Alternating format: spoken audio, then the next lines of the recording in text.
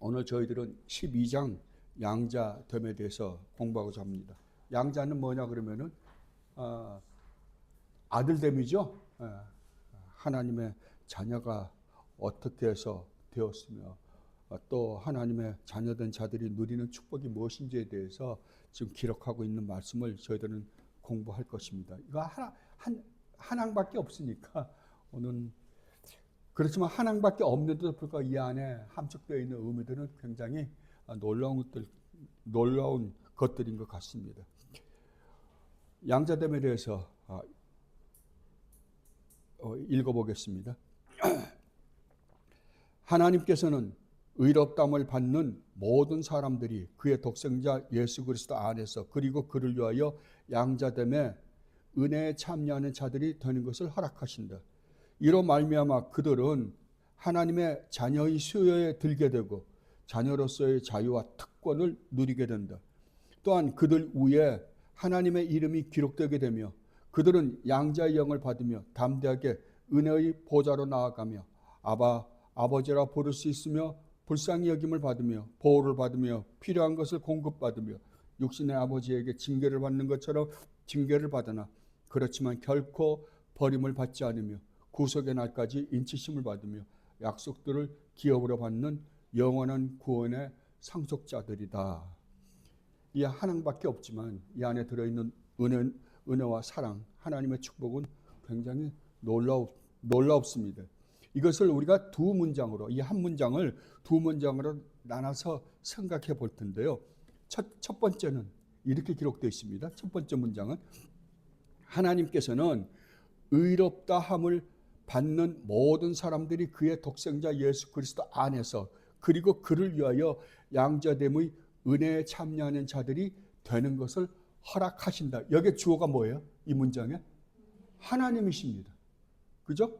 하나님께서 이러이러하게 너희들에게 축복했다. 이러이러한 은혜를 너희에게 베풀었다라고 지금 이야기하는 것입니다. 그런데 하나님께서 뭐라 그러시냐 그러면 여기서 이 문장에서 이야기하는 것. 첫 번째로는 양자됨의 조건이에요.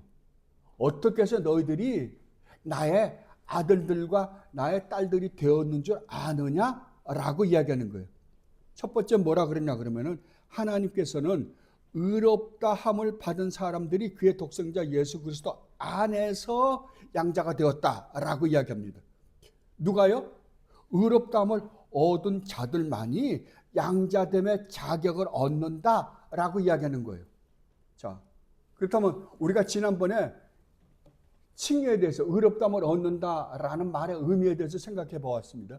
의롭다함을 얻는다라는 말의 의미가 뭐라고요? 칭의를 받는다라는 말의 의미가 뭐라고요? 우리 모두는 한 사람도 예외 없이 하나님 앞에 죄를 지었습니다. 하나님 앞에 죄를 그냥 지은 게 아니라 끔찍한 죄를 지었어요. 우리가 하나님 앞에 얼마나 무시무시한 죄를 지었는가를 우리가 알려면 딴 거 뭐 여러 가지 복잡하게 생각할 거 없어요. 여러분들이 십계명 안에서 십계명을 가지고 여러분들이 하나님 앞에 십계명 하나하나를 대입시켜서 여러분들이 하나님 앞에서 어떻게 살았는가를 평가해 보면 금방 무슨 죄를 지었는지 알아요. 자, 그러면 1계명이 뭐예요? 1계명이 나 외에 다른 신을 섬기지 말라라고 하나님 말씀하셨잖아요. 우리에게 명령하셨어요. 만약에 하나님이 명령하신 거예요. 그럼 하나님의 입장에서 보면 그 명령을 내가 했는데 그 명령을 얘네들 내가 창조한 피조물이 그 명령을 지키지 않는다라고 한다면 하나님은 무엇을 느낄까요? 그 피조물로 하여금 모욕과 멸시와 정말 조롱을 받는다라고 느끼실 거 아니에요. 그렇죠? 근데 여러분 한번 생각해 보세요. 여러분이 하나님 외에 다른 신을 섬긴 적이 있을까요? 없을까요? 여러분 말로는 있다고 생각하죠. 그러면 하나님 외에 다른 신을 섬긴다라는 말의 의미는 무엇을 의미할까요? 하나님 외에 다른 신을 섬긴다. 이 말은 다른 말로 하면 쉽게 이야기하면요.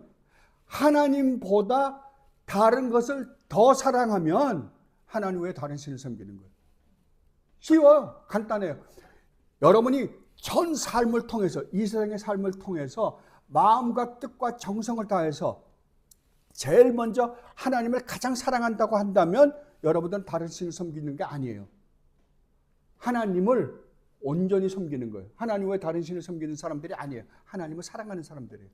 그런데 여러분이 하나님을 마음과 뜻과 정성을 다해 사랑하지 않고 하나님을 의식하지 않고 다른 것을 섬긴다, 다른 것을 더 좋아한다라고 한다면 그게 뭐라고요? 다 우상이라고. 하나님 외에 다른 신을 섬기는 거예요. 여러분 정말 그렇게 살아본 적 있어요? 여러분 살면서 정말 여러분들이 이 세상에 태어나서 지금까지 여러분들이 얼마나 살았든지 간에 여러분의 삶을 통해서 가만히 여러분 삶을 음미해 보세요. 여러분이 하나님을 얼마나 여러분 삶 가운데서 의식하며 살았는가, 하나님을 내가 얼마나 사랑하며 살았는가. 아마 하나님 사랑하지 않았을 거예요. 하나님을 의식하며 사는 것은 각각 교회 나와서, 그래도 그나마도 기독교 가정에서 태어난 사람들은 교회 나와서 예배할 때는 의식했을지 몰라도 세상에 나가서 살 때에는 친구, 어려서는 친구, 그 다음에 나이 좀 먹어서는 돈, 권력, 이 세상에 수많은 것들을 여러분들 더 사랑했을 거예요. 그죠? 지금은 어때요? 지금도 똑같습니다. 그렇다고 한다면 여러분이 지금 살고 있는 삶의 패턴을 가지고 하나님을 얼마나 모욕하고 멸시하고 무시하는지 아십니까? 하나님 입장에서 생각해 보세요. 하나님 입장에서. 나 왜 다른 신을 섬기지 말라고 하는데 이게 살면서, 아니 내 은혜를 받았다라고 하면서도 지금 살고 있는 모습을 보세요. 얼마나 모욕하고 멸시하고 무시하는 거예요. 예. 1계명만 봐도 우리가 얼마나 하나님을 무시하고 멸시하고 조롱하며 사는지 우리는 알 수 있어요. 그러면 우리는 죽어 마땅하죠. 그렇다면 우리는 하나님 앞에 그 전에도 하나님을 멸시하고 무시하고 조롱하고 모욕하며 사는 것뿐만 아니라 지금도 그렇게 살고 앞으로도 우리는 거기에서 온전히 자유롭지 못할 거예요. 온전히 자유롭지 못할 거예요. 그렇다면 아까 우리가 공부를 시작하기 전에 칸트 이야기를 잠깐 했지만, 그렇다고 한다면 이 정의는 우리가 하나님 앞에 저지른 이것에 대한, 우리는 지금 계속해서 불의를 행하고 있는 거잖아요. 정의가 실현되지 않아요. 그러나 하나님은 어떻게 한다고요? 반드시 내가 내 정의를 실현시키고야 말겠다라고 하나님은 이야기했어요. 뭐라 그러셨어요? 히브리서 기자를 통해서 뭐라고 말씀하셨습니까? 너희가 죽는 거는 이 세상에 있는 모든 피조물들 한 번 죽는 것은 정해진 이치다. 반드시 죽는다. 우린 다 알아요. 반드시 죽는다고. 그런데 죽음 이후에는 반드시 너희가 이 세상에 살았던 삶에 대해서 내 앞에서 심판을 받을 것이다. 정의가 실현될 것이다 라고 이야기했어요. 만약에 그렇다고 한다면 우리 모두는 어떨까요? 그 심판대 앞에 우리 반드시 씁니다. 하나님 말씀하셨어요. 반드시 서요. 그러면 그 심판대 앞에서 우리는 유죄 선고를 받을까요? 무죄 선고를 받을까요? 유죄 선고를 받겠죠. 당연히 유죄 선고를 받겠죠. 그러면 우리에게 주어지는 건요, 주님이 분명히 말씀하시잖아요. 슬피 울며 이를 갈미 있을 거라고요. 그 무시무시한 지옥에서. 근데 그 지옥의 형벌이 얼마나 무시무시한 것을 한 것인가를 우리 주님께서 직접 보여주셨어요. 어디였어요? 십자가에서. 십자가를 여러분들 한번 묵상해 보세요. 십자가 달리시기 전에 우리 주님이 온갖 모욕과 멸시와 천대를 다 받으셔요. 얼굴에 따귀를 맞으시고 침뱉음을 당하시고, 여러분 생각해 보세요. 딴 건 다 좋아요. 저는 그게 제일 싫더라고요. 얼굴에 침을 뱉는다고 한번 생각을 해보세요. 여러분 같으면 어떡할까요? 우리 정말 착하신 우리 미세스 전만 해도 못 참을 거예요. 얼굴에 침뱉음을 당하는데 그 참을 사람이 있을까요? 못 참을 거예요. 근데 누가 그 치욕을 당하셨다고요? 예, 하나님이신 우리 주님이요. 거룩하시고 의로우시고 선 자체이신 주님이 그 치욕을 당했다니까요. 그 멸시를 당하셨다니까요.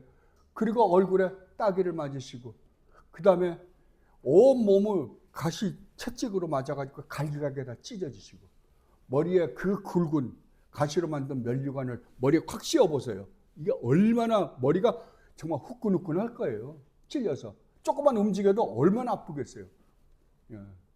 근데 더더구나 아니 온몸에 채찍을 맞으면 온몸이 다 찢어졌는데 머리에 가시 면류관 쓰고 그 다음에 십자가에 매달아 놓고 대못을 한번 박아보세요.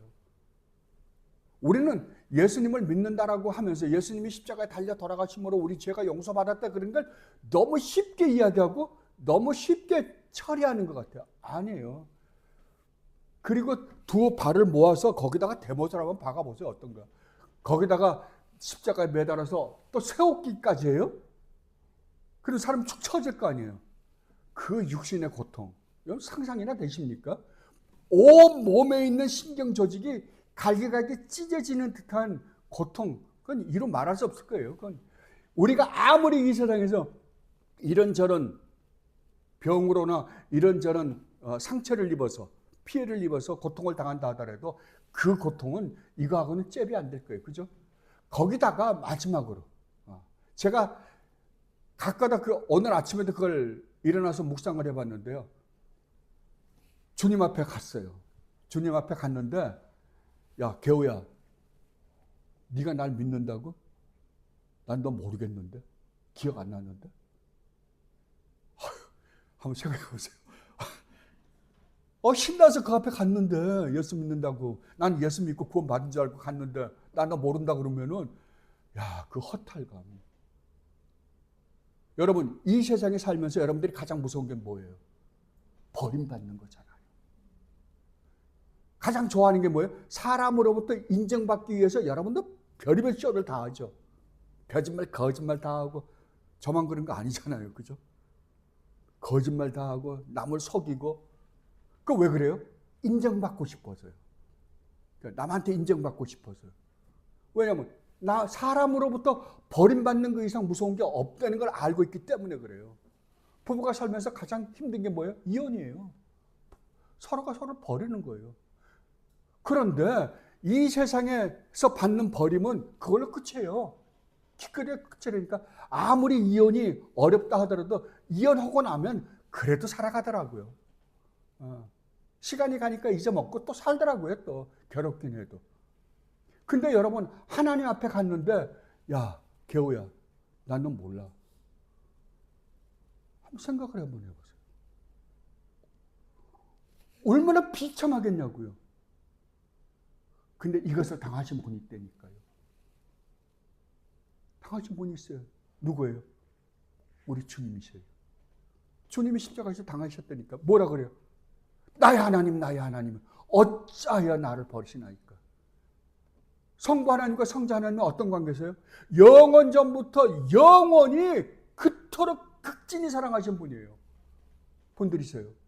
성부 하나님은 정말 마음과 뜻과 정성을 다해서 자기 아들을 사랑하셨고 아들은 자기 아버지를 영원 전부터 영원히 그렇게 극도록 사랑하신 아버지인데 아버지로부터 버림을 받았다니까요. 나 너 알지 못한다고. 한번 생각해 보세요. 얼마나 어마어마한 일을 벌이셨냐고. 근데 그 일을 왜 했다고요? 하나님 앞에 우리가 저지른 죄로 말미암아 영원히 하나님의 그 무시무시한 진노와 저주를 받고 영원히 하나님으로부터 버림받을 수밖에 없는 우리로 하여금 그 죄를 용서받고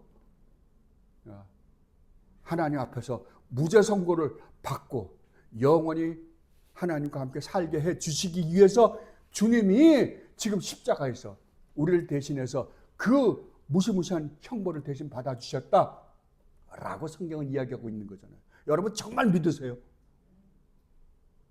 전 제가 묻고 싶은 게 그거예요. 정말로 믿냐고 이걸요. 이걸 믿는 믿음을 우리는 믿음이라 그러는 거예요. 근데 사람들이 너무 쉽게 믿어요 이걸요. 그러니까 믿음의 가장 중요한 거는 내용이에요. 지식이에요.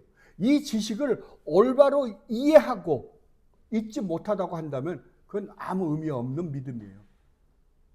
이 믿음은 체험으로 오는 게 아니라고요. 1차적으로 지식으로 와요. 그런데 그 지식이 나를 감동시키는 거예요. 누구로 말미암아?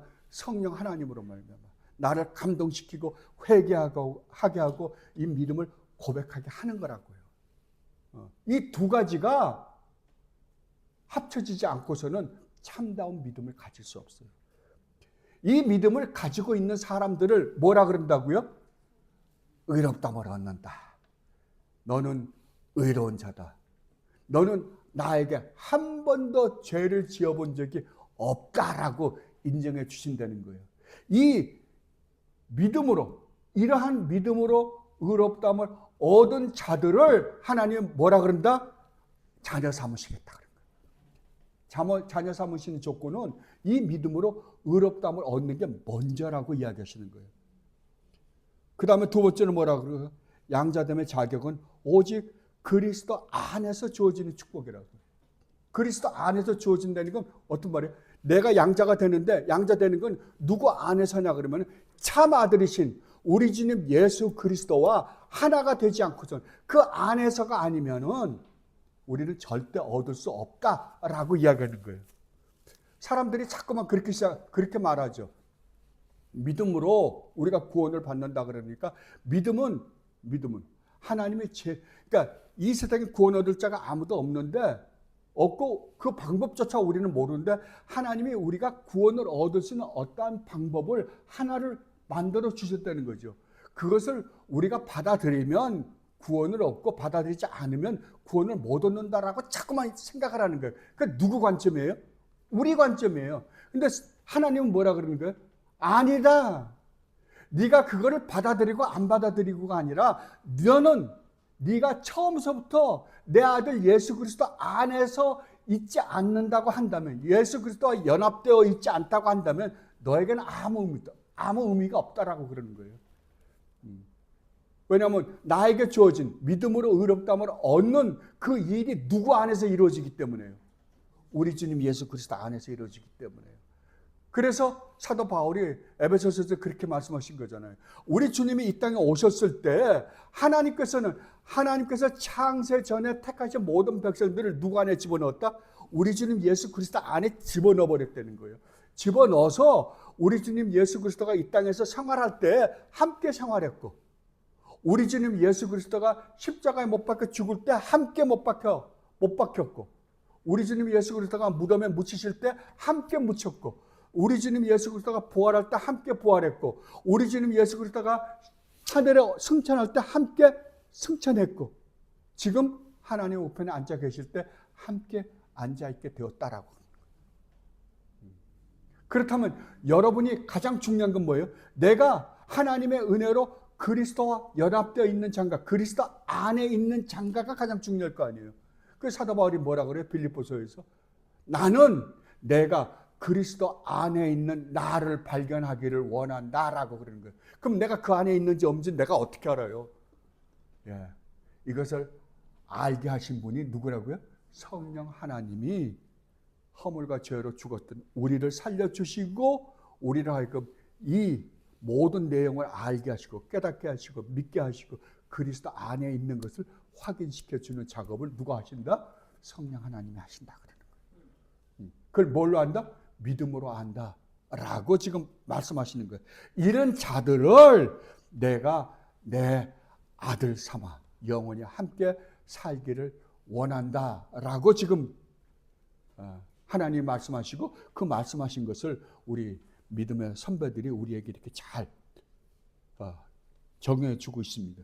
그리고 두 번째, 첫 번째 문장 중에 두 번째는요. 그리고 이 그를 위하여 양자됨의 은혜에 참여하는 자들이 되는 것을 허락하신다. 이것은 뭐냐 그러면 하나님이 우리를 양자, 아들 삼으시는 목적이 무엇인가 라고 할 때 1차적으로 누구를 위해서요?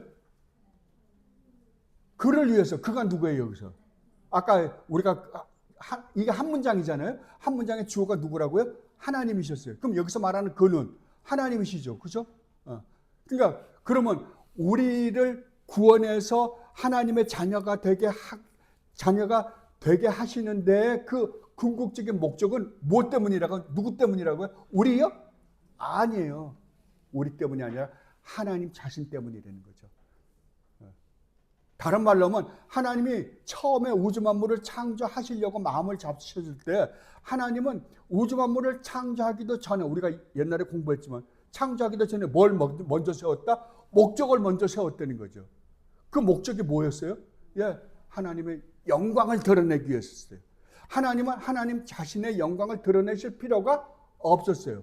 그럼에도 불구하고 하나님은 하나님의 영광을 우리들에게, 인간이라는 존재를 창조해서 우리들에게 그 영광을 맛보고 즐기고 누리게 해 주시기를 기뻐하셨다니까요.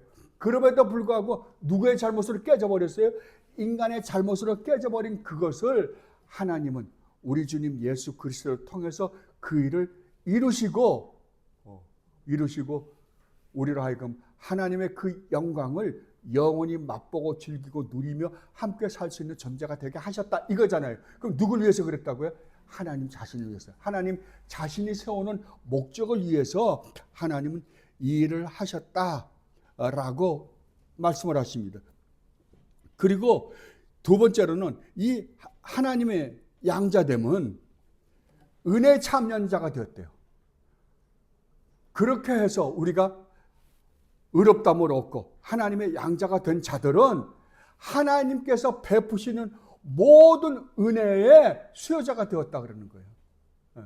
그러면 하나님이 성경책에 약속한 모든 약속은 누구에게 한 약속이에요? 우리에게 한 약속이죠. 그 약속들은 그러니까 여러분들이 성경을 읽을 때 하나님의 수많은 약속들이 나옵니다. 근데 이 수많은 약속들은 누구를 위한 거라고요? 우리를 위한 거라니까요. 그럼 우리는 그 은혜를 뭘로 받아요? 하나님 말씀 안에서, 기도 안에서, 예배를 통해서, 오늘 성찬을 통해서, 그죠? 성찬을 통해서 그런 걸 맛보는 거예요. 그것을 맛볼 수 있는 존재가 되었다라고 이야기를 합니다. 그리고 세 번째로 하나님의 양자됨은 그리스도와 한 형제가 되게 했다라고 이야기합니다. 그걸 로마서 8장 28절로 29절에서 이렇게 말합니다. 우리가 알거니와 하나님을 사랑하는 자 곧 그의 뜻대로 부르심을 입은 자들에게는 모든 것이 합력하여 선을 이루느니라. 하나님 미리 아신 자들을 또한 그 아들의 형상을 본받게 하기 위하여 미리 정하셨으니 이는 그로 많은 형제 중에 맏아들이 되게 하려 합니다. 그러니까 성부 하나님의 입장에서 볼 때는 맏아들이 누구예요?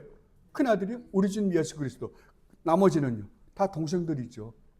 그래서 한 형제가 되게 하기 위해서 하나님은 우리를 예수 그리스도 안에서 구원하시고 또 하나님의 아들이라 칭함을 얻게 하셨다라고 말씀하십니다. 자, 그렇다면 양자된 하나님의 자녀들이 된 모든 자들은 어떻게 되는가라고 할 때 성경은 분명히 한 가족이라 그럽니다.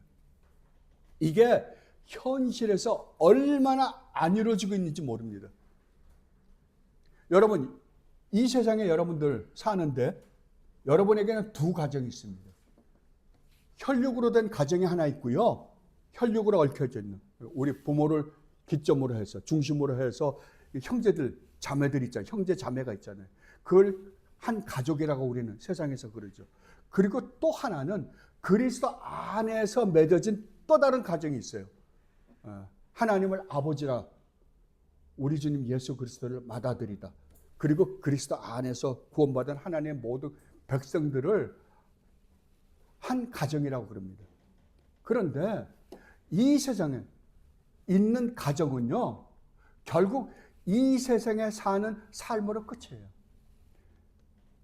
어떤 면에서 여러분들이 이제 한국에서 한 가정, 부모를 중심으로 해서 한 가정에서 자라다가 다 성인이 되면 시집 가고 장가 가서 다른 가정을 이루잖아요. 그리고 가서 이민 가고 어쩌고저쩌고 하다 보면 나중에 이웃 사촌보다도 못해요. 뿔뿔이 헤어지고 나면. 그죠? 여러분 실제 경험했을 거예요. 이민 갔다 오신 분들 보면. 그렇게 돼요. 그게 이 세상의 혈육으로 가지고 있는 가정이에요. 근데 진짜 가정은 어떤 게 진짜 가정이냐? 그리스도 안에서 형제, 자매가 되는 이 가정만큼은 영원히 변치 않는다는 거예요. 이게 진짜 가정이라 그래요. 그래서 아브라함을 하나님이 갈대아 우르에서 불러내실 때 하나님이 아브라함에게 명령하신 게 뭐예요? 너는 본토, 친척, 아버지 집을 버리고 나를 따르라. 아버지 집을 버리고. 그러면 그리스도 안에서 구원받은 하나님의 백성들은 무엇이 지금 진짜 가정이라 그러는 거예요? 네, 그리스도 안에서 한 형제 자매가 된 게 진짜 가정이라 그래요. 근데 진짜 그래요? 여러분 정말 그렇게 생각하십니까? 아니에요. 그렇게 생각 안 한다니까요. 말로는 그렇게 하는데 실제는 아니라니까요. 실제는 그렇게 안 살아요. 완전히 다른 삶을 살아요. 우리 주님이 어느 날 어느 집에 들어가서 식사를 하려고 하는데 밖에 제자들이 밖에 아유 어머니와 동생들이 왔습니다. 그랬더니 주님이 이상한 말씀을 하세요. 누가 내 어머니며 내 동생들이냐? 바로 너희들이다. 그걸 마태복음 12장 46절 50절에서 이렇게 말씀하십니다. 예수께서 무리에게 말씀하실 때 그의 어머니와 동생들이 예수께 말하려고 밖에 섰더니 한 사람이 예수께 여짜오되 보소서 당신의 어머니와 동생들이 당신께 말하려고 밖에 서 있나이다 하니 말하던 사람에게 대답하여 이르시되 누가 내 어머니이며 내 동생들이냐 하시고 손을 내밀어 제자들을 가리켜 이르시되 나의 어머니와 나의 동생들을 보라. 누구든지 하늘에 계신 내 아버지의 뜻대로 하는 자가 내 형제요 자매요 어머니니라 하시니라. 주님이 분명하게 말씀하셨어요. 여러분 정말 이거 여러분 심각하게 생각해야 됩니다. 육신의 혈육보다도 더 가까운 혈육이 누구라고요? 예. 그리스도 안에서 한 형제 자매가 된 자들이다라고 이야기합니다. 그러면 여러분들이 진짜 돌봐야 될 진짜 형제 자매는 누구예요? 예, 그리스도 안에서 한 형제 자매가 되신 분들이에요. 혈육보다도 더 가깝다고 성경은 이야기하고 있습니다. 근데 우리는 교회 안에서 만난 먼 학교에서 만난 친구나 교회 안에서 만난 친구처럼 생각을 해요. 아니요. 성경은 그런 개념이 없다고요. 그 정도가 아니라고 말을 합니다. 그리고 두 번째 문장은 이렇게 기록되어 있습니다. 이로 말미암아 그들은 하나님의 자녀의 수혜에 들게 되고 자녀로서의 자유와 특권을 누리게 된다. 또한 그들 위에 하나님의 이름이 기록되게 되며 그들은 양자의 영을 받으며 담대하게 은혜의 보좌로 나아가며 아버지라 부를 수 있으며 불쌍히 여기심을 받으며 보호를 받으며 필요한 것을 공급받으며 육신의 아버지에게 징계를 받는 것처럼 징계를 받으나 그렇지만 결코 버림을 받지 않으며 구속의 날까지 인치심을 받으며 약속들을 기업으로 받는 영원한 구원의 상속자들이다. 이 아래 문장, 먼저 문장은 이로 말미암아 그들은 하나님의 자녀의 수요에 들게 되며 자녀로서의 자유와 특권을 누리게 된다 라고 한 말에 한 문장의 해설이에요. 그 다음에는 아래 문장, 그 많은 긴 문장은 해설이에요. 이게 그러니까 첫 번째 여기서 첫 문장에서 말하고 싶은 것은 그렇다면 하나님의 자녀가 된 결과가 무엇인가에 대한 거예요. 결과가 뭐라 그러면 첫째는 이로 말미암아 그들은 하나님의 자녀의 수요에 들게 된다. 하나님의 자녀가 많은데 거기에 너희가 우리는 그러니까 엄밀하게 따지면 하나님의 자녀가 되는 은혜는 창세전에 벌써 끝났어요. 근데 그 다음에는 우리 주님 예수 그리스도가 오셨을 때 그때 이루어졌어요. 그러나 실질적으로 우리가 하나님의 자녀임을 느낀 것은 내가 이 세상에 태어나서 어느 날 하나님이 나에게 은혜가 베풀어졌을 때 내가 거듭났을 때 그때 알게 된 거잖아요. 그때야 우리는 실질적으로 그 수요에 들어간 것을 우리가 인식하는 거란 말이에요.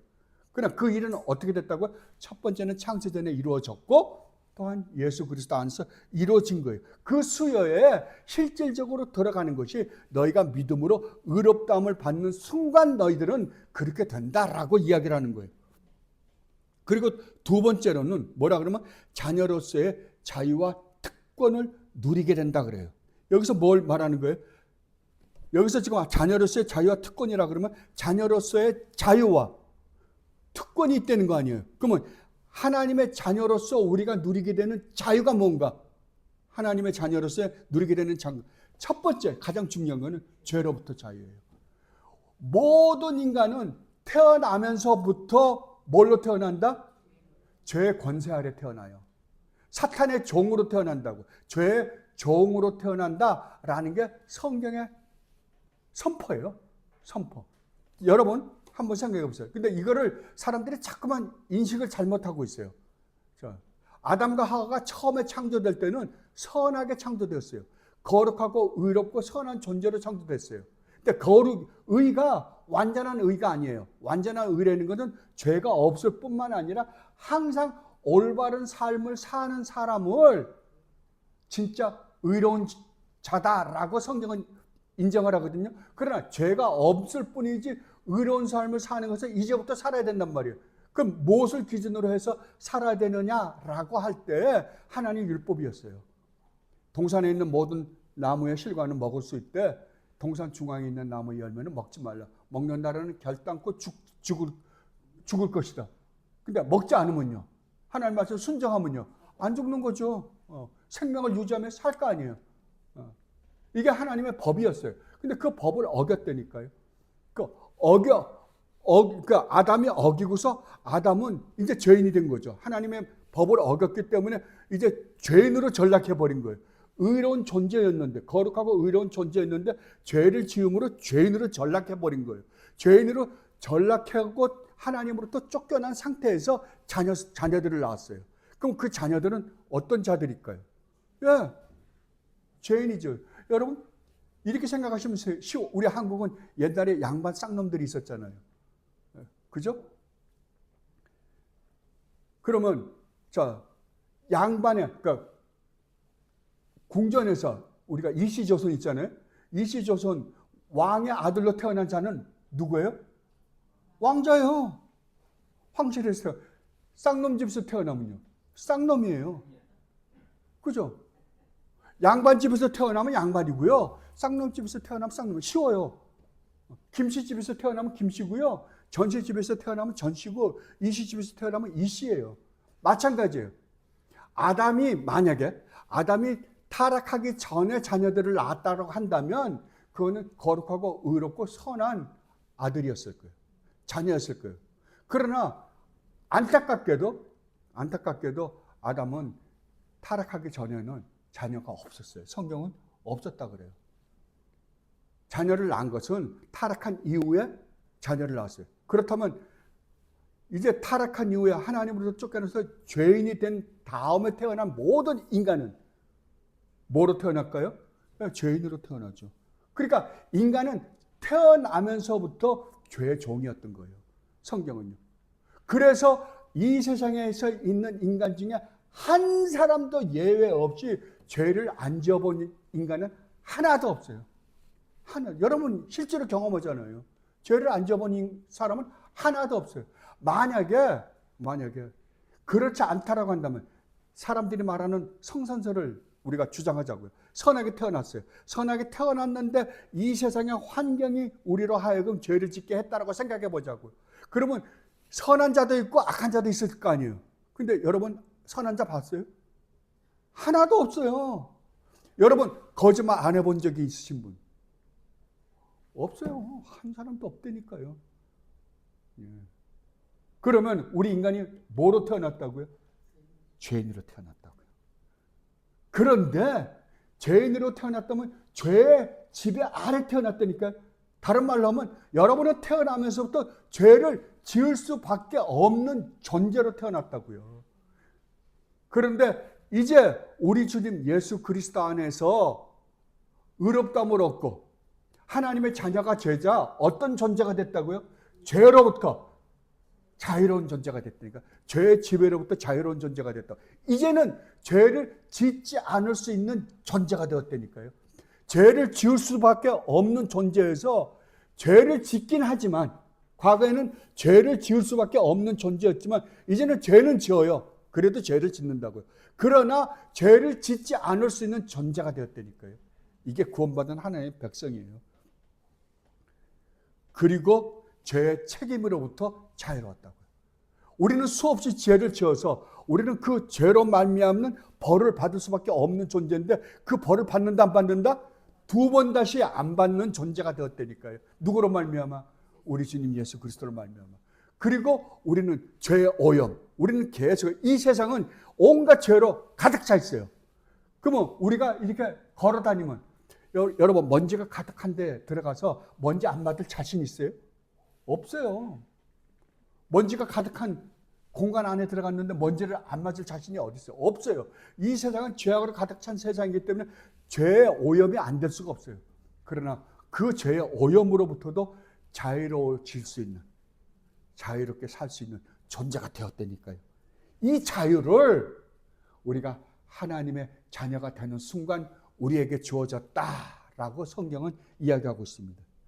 그리고 또 하나 놀라운 건요. 이제 우리는 하나님 앞에, 여러분 하나님 앞에 마음대로 자유롭게 언제든지 여러분이 나아가고 싶을 때 나아갈 수 있는 존재가 됐다고. 오늘도 우리가 그래서 하나님 앞에 나온 거잖아요. 언제 여러분들 하나님 앞에 나아갈 수 있는 존재가 된 거예요?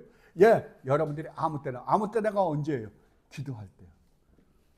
여러분들이 기도할 때 하나님의 전전에 나가는 거예요. 여러분들이 그냥 허공에다 대고 이야기하는 게 아니라 하나님의 살아계신 하나님 앞에 나아가서 하나님 앞에 자상하게 여러분의 이야기를 이야기할 수 있는 존재가 되었다고요. 그걸 히브리서 4장에서 이렇게 이야기합니다. 히브리서 4장 14절에서 16절에서 이렇게 우리에게 말씀해 주고 계십니다. 그러므로 우리에게 큰 대제사장이 계시니 승천하시니 곧 하나님의 아들 예수시라. 우리가 믿는 도리를 굳게 잡을지어다. 우리에게 있는 대제사장은 우리의 연약함을 동정하지 못하실 리가 아니요 모든 일에 우리와 똑같이 시험을 받으신 이로되 죄는 없으시니라. 그러므로 우리는 긍휼하심을 받고 때를 따라 돕는 은혜를 얻기 위하여 우리가 은혜가 필요할 때 언제든지 하나님 앞에 나아가서 은혜의 보좌 앞에 담대히 나아갈 것입니다. 여러분이 이 세상에 살면서 어렵고 힘들 때뿐만 아니라 여러분들이 하나님의 은혜가 필요할 때는 언제든지 하나님 앞에 나아가서 말씀을 드릴 수 있는, 그래서 그 은혜를 받을 수 있는 존재가 되었다고 성경은 이야기합니다. 이 자유를 누가 누리고 있다고요? 지금 믿음으로 의롭다함을 얻은 하나님의 모든 자녀들은 이 자유를 누리고 있다라고 이야기를 하고 있습니다. 그리고 또 하나는 뭐냐 그러면 하나님 자녀가 된 사람들의 특권이 있다는 거예요. 그 특권이 뭐냐? 첫 번째로는 하나님의 이름이 기록된다는 거예요.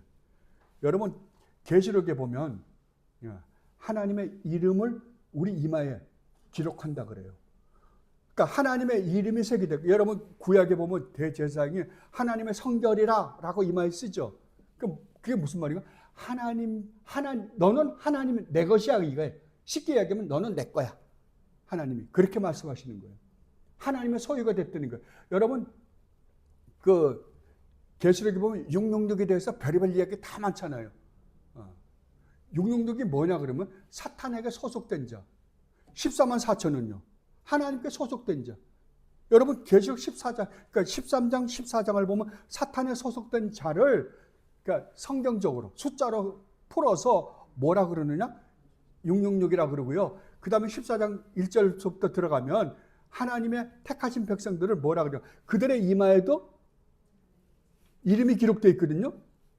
14장에 보면 하나님의 자녀들 이름에도 사탄의 자녀들의 이름에도 기록되어 있지만 666이라고 여기도 기록되어 있는데 그게 누구냐? 14만 4천이다 라고 이야기를 합니다. 그러니까 우리에게는 어떤 표시가 있다? 성경으로 말하면 우리의 이마에, 우리 실제 이마에는 그거 안 붙이고 다니잖아요. 그러나 영적으로 우리 이마에는 너는 내 새끼다 라는 팻말을 항상 붙이고 다닌다는 거죠. 그 특권을 누가 가지고 있다? 하나님의 자녀들이 가지고 있다라고 그러는 거예요. 그리고 그 다음에 양자의 영을 받았다 그러는 거예요. 하나님의 모든 백성은 그 안에 누가 계신 존재들이냐 그러면은 성령 하나님이 계신 존재들이에요. 성령 하나님이 여러분들 느끼지 못하잖아요. 느끼지 못하지만 우리 안에 누가 계시냐면 성령 하나님이 함께 계신다니까요. 영원히. 우리 주님이 말씀하셨죠. 내가 가는 것이 너희에게 유익이다. 왜냐하면 내가 가면 내가 성령을 보내서 너희와 영원히 함께할 것이기 때문이다 라고 약속하셨어요. 그 약속을 우리 주님이 하늘에 올라가셔서 그 약속을 지키신 거예요. 그래서 우리 주님이 아버지로부터 받아서 그 성령을 보내서 그 성령이 지금 우리 안에서 우리와 함께 거하고 계신다니까요. 그래서 이제 구약에는 성전이 눈으로 보였잖아요. 눈으로 실질적으로 보였거든요. 거기에 왜 그걸 성전이라 그러면 하나님이 거기에 함께 계신다고 약속을 했기 때문에 성전인 거예요. 하나님이 거기에 임재해 계신다고 생각을 했으니까요. 그죠? 그런데 하나님이 이제 진짜로 임재한 임재지가 있다는 거죠. 임재지가 어딘 줄 아느냐? 라고 할 때 사도 바울이 그렇게 이야기하죠. 너희가 이제 하나님의 성전인 줄 알지 못하느냐? 어떻게 해서요? 성령이 거하시는 하나님의 성전이다 그런 거예요. 하나님이 우리 안에 장막을 치고 우리 안에 거하고 계신다는 거예요.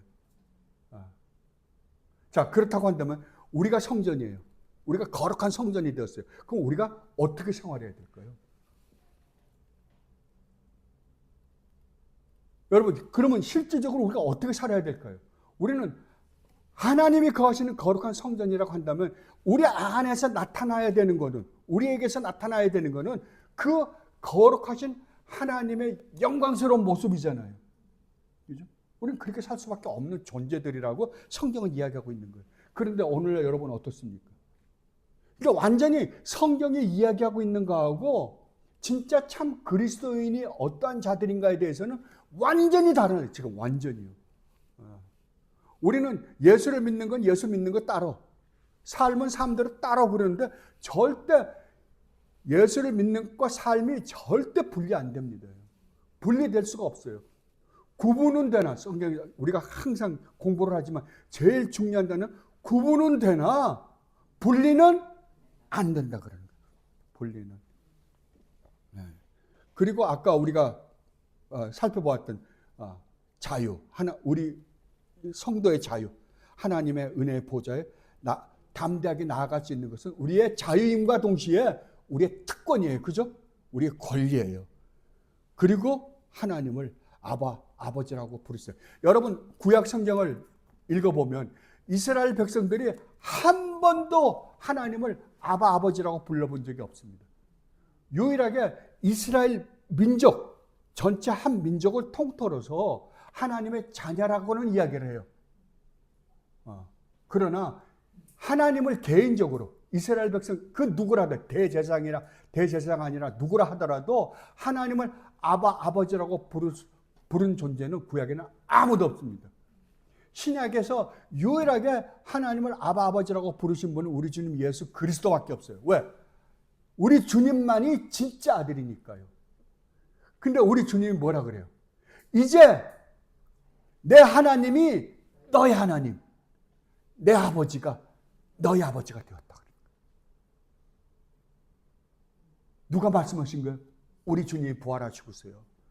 이제 내 아버지가 병치야 너희 아버지가 되고 내 하나님이 너희 하나님이 되었다. 그러므로 너도 내가 아버지라고 부를 수 있는 것처럼 너도 아버지라고 불러도 괜찮다라고 이야기합니다.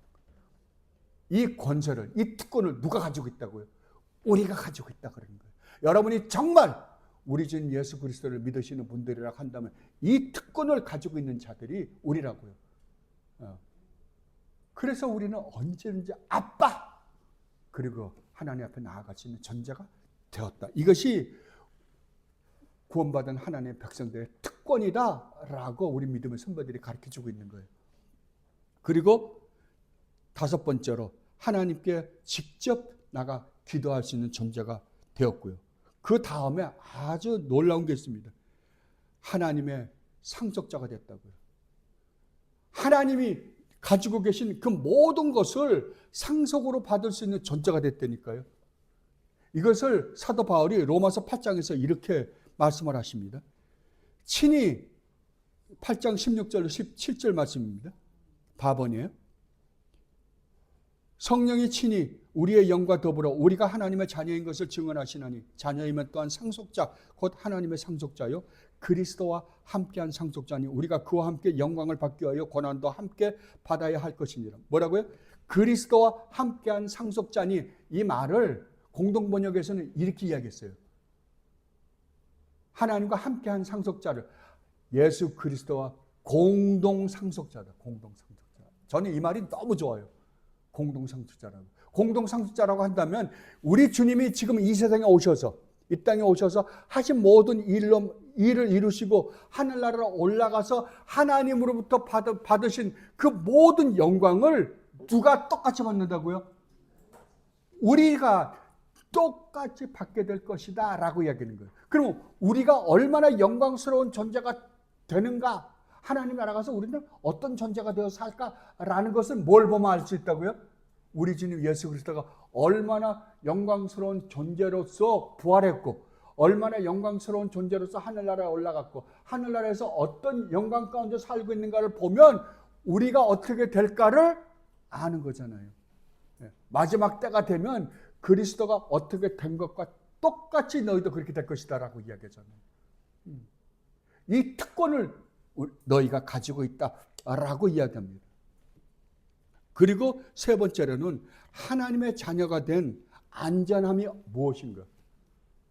세 번째로는 첫째는 아까는 자유였죠. 특권이었죠. 하나님의 자녀가 된 자들이 이 세상에 얼마나 안전한 삶을 살 수밖에 없는지에 대해서 우리는 실제로는 안전하지 않은 것처럼 느껴집니다. 그죠? 이 세상에서 수없이 많은 근심과 걱정과 두려움 가운데 있어요. 그럼에도 불구하고 성경은 뭐냐고? 걱정하지 말라. 두려워하지 말라. 왜요? 너는 내 새끼니까. 하나님을 믿어라. 또 나를 믿어라. 뭐가 걱정이냐 그러는 거예요. 근데 걱정을 누가 하는 거예요? 우리가 하는 거예요. 우리가 자녀를 낳잖아요. 자녀를 낳으면 자녀의 먹고 사는 모든 건 누가 책임져요?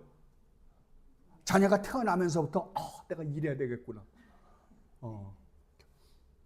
우리 아버지가 날 버리면 어떡하냐? 이래요? 아니, 이놈 새끼들 되게 뻔뻔해요. 안 그래요? 지집이에요? 근데 친구들 데려갖고 야, 우리 집 가자 그래요. 근데 지집 아니라고 제가 그 집을 사는데 제가 일부를 보태기를 했어요. 뭐 했어요? 아무것도 또 보탠 거 없어요. 근데 또 떳떳하게 친구들 데리고 와서 엄마 너 친구들 놀러 왔으면 이게 성도라니까. 이게 진짜 성도라고요. 하나님 앞에 그런 존재가 되었다니까 우리가. 그래서 우리는 언제든지 아버지 앞에 나가면 아버지가 우리를 긍휼히 여기신다는 거야. 아버지가 언제든지 우리를 위로해 주시는 위로자가 된다는 거죠. 그리고 언제든지 하나님이 그렇게 말씀하시니까 내가 이 세상 끝날까지 너와 함께 하면서 너를 지키고 인도하고 보호해 주실 거라고. 하나님의 약속이에요. 그래서 구약에 여러분 시편 같은 데 읽어보면 뭐라 그러면 하나님은 나의 뭐라고요? 반석이시여 요새시여 무슨 피난처시여. 하나님의 피난처라고요. 하나님이 우리의 피난처예요. 여러분들이 이 세상에 살면서 힘들고 고달프면 어디로 가라? 하나님 앞에 가라니까요. 하나님 앞에 가서 아빠 나 정말 힘들어요 이거 아빠가 좀 해결해 주셔야 되겠어요. 언제든지 이야기할 수 있는 존재들이 너희들이다 라고 이야기하는 거예요. 그리고 언제든 오늘 일용할 양식에 대해서 공부했잖아요. 우리의 필요한 모든 것을 우리 하나님께서 우리에게 공급했죠. 아까 제가 말씀드렸지만 애들 먹고 사는 거, 입는 거, 모든 것 다 누가 책임져요? 부모가 책임져요. 내가 낳은 이상 부모가 책임진다니까요. 하나님은 우리를 낳으셨어요. 우리 주님 예수 그리스도 안에서 우리를 낳으셨어요. 그럼 누가 책임지겠어요? 하나님이 책임지세요. 그러니까 너희는 무엇을 먹을까, 무엇을 마실까, 무엇을 입을까를 염려하는 자들이 아니다라고 그러는 거예요. 너희는 내 말 잘 들으라 이거잖아요. 너희는 먼저 그의 나라와 하나님의 의를 구하라. 그게 무슨 말이에요? 하나님 말씀 잘 듣고 복종해라 이 말이에요. 쉽게 얘기하면. 하나님 나라라는 거는 하나님의 다스림. 다스림 뭐예요? 복종하려는 거잖아요. 하나님의 의라는 것은 하나님과 올바른 관계예요. 항상 하나님 아버지와 올바른 관계를 가지고 하나님 말씀에 순종하며 살아라 이거예요. 그 나머지는 너는 걱정하지 말라고. 무엇을 먹을까, 무엇을 마실까, 무엇을 입을까 염려하지 말라. 이는 누가 구하는 거다? 내 새끼 아닌 이방인들이 구하는 거다. 너희는 먼저 하나님의 나라와 의를 구하라. 그리하면 이 모든 것은 내가 알아서 할게 라고 말씀하셨거든요. 근데 끊임없이 애들이 아빠 힘드시죠? 제가 껌 팔아서 그러니까 꽃 들고 나가고 애들 꽃 들고 나가서 무슨 뭐 이렇게 카바레 같은 데 가서 옛날에는 팔고 그랬다며요. 딱 그거 하려고 그러는 거예요. 이렇게 돌아다니면서. 그거에서 아빠 이거 내가 꽃 팔아서 벌어왔는데 이 새끼야 너 공부하라 그랬지. 이거 하라 그랬어. 딱 그러니까 그런 일들을 우리가 신앙인이라고 하면서 그런 일들을 한다니까. 하나님의 말씀은 우리가 하나님의 약속을 믿는 거잖아요. 근데 이 약속을 말로는 믿는데 실제는 안 믿는다니까. 우리가 안 믿어요. 그거를. 왜냐하면 하나님이 내가 요구한 대로 안 해주니까요. 그러니까 우리는 슬그머니 뭘 끌어들여요? 바알을 끌어들이는 거예요. 바알을. 왜? 아빠는 말 안 들어주니까. 아빠 나도 이제 컸어요. 나도 성인이에요. 내 인생 내가 살아요. 여러분 그러면 그래요. 똑똑하다. 너 나가서 살아라. 그래요 여러분? 우리 전 집사님 같으면 죽었지 그거 벌써. 그렇잖아요. 그러니까 우리는 딱 그런 생각을 하는데 하나님 앞에도 똑같이 그래요. 아니에요. 하나님 너희는 절대 걱정하지 말라 그래요. 이건 내가 할 일이지 네가 할 일이 아니라 그래요. 그리고 그런데 육신의 아버지께서 우리를 징계하는 것처럼 우리를 징계하신다라고 그래요. 우리도 자녀 잘 되라고 징계하지 죽으라고 징계는 안 하잖아요. 잘 되라고 하지. 우리 아버지가 똑같이 그런다니까요. 그러나 징계를 받을 때는 벌을 받을 때는요. 회초리로 종아리 맞을 때 아프죠. 아프지만 그 징계를 하시는 아버지의 마음은 얼마나 더 아프겠어요. 그죠? 그러려면 우리가 어떻게 해야 될까요? 하나님 말씀대로 순종하며 살아야죠. 그리고 하나님께서 뭐라 하냐면 내가 너를 절대로 버리지 않겠다라고 약속을 했어요. 절대로 버리지 않겠다. 젖먹이는 어미가 어찌 자기 젖을 빨고 있는 자기 젖을 빨면서 새록새록 새끈새끈하고 자고 있는 자기 자식을 버리겠느냐. 그러나 그들은 혹 환경이 여의치 않아서 버릴 때가 있을지도 모른다. 절대 못 버린다는 거죠. 그러나 버릴 때가 있을지도 모른다. 그러나 나는 절대 너희를 버리지 않겠다고 약속했죠. 절대 안 버린다니까요. 근데 우리는 자꾸만 하나님이 날 버리지 않았나라고 생각을 해요. 조금만 힘들면 하나님이 날 버렸나 봐. 아니라니까. 절대 안 버린다니까요. 그리고 구속의 날까지 너희들을 반드시 내가 인을 쳤다는 건 이마에다가 내가 너를 지키고 인도하고 보호할 것이라고 약속을 했어요. 이게 성도의 안전성이라는 거예요. 그리고 약속들을 기업으로 받는 영원한 구원의 상속을 너희들에게 반드시 내가 줄 것이라고 약속했어요. 이것이 누구라고요? 이것이 믿음으로 의롭다함을 얻고 하나님의 자녀가 된 안전한 삶이다. 어떻게 할래 그런 거예요? 어떻게 할래? 여러분 정말 이거를 여러분들이 묵상하고 또 묵상하고 묵상해 보십시오.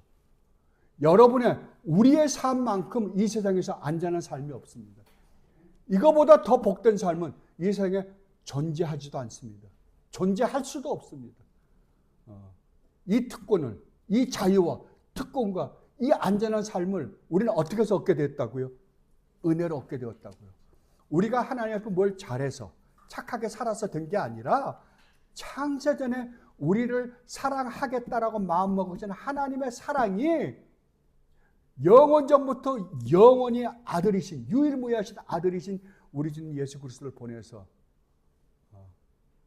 우리의 죄로 말미암아 십자가에 매달아 죽으시고 부활시키심으로 말미암아 우리로 하여금 의롭다함을 얻은 결과로 우리에게 주어진 너희에게 주어진 축복이다라고 우리 믿음의 선배들이 가르쳐주고 있는 거예요. 정말 여러분들이 이것을 묵상하고 또 묵상해서 내가 정말 이런 놀라운 은혜 가운데 있는 존재구나라는 걸 깨닫고 정말로 주님을 사랑하고 주님만을 의지하고 주님만을 바라보며 주님을 영화롭게 해드리며 사는 여러분들이 되시기를 진심으로 바랍니다. 기도하겠습니다. 아버지, 너무나 고맙습니다. 너무나 고맙습니다. 아버지께서 저희들에게 우리 주님 예수 그리스도 안에서 이렇게 놀라운 축복을 해주셨습니다. 그런데 미련하게도 얼마나 이 세상에서 일어나는 일들로 화도 내고 짜증도 내고 섭섭해하기도 하고 근심, 걱정, 두려움, 불안, 초조 가운데 살면서 지냈는지 모릅니다. 아버지, 이제는 담대하게 이 축복을 받은 자로서의 삶을 살아가는 저희들 되게 하여 주옵소서. 감사하며 우리 주님 예수 그리스도 이름으로 기도드립나이다.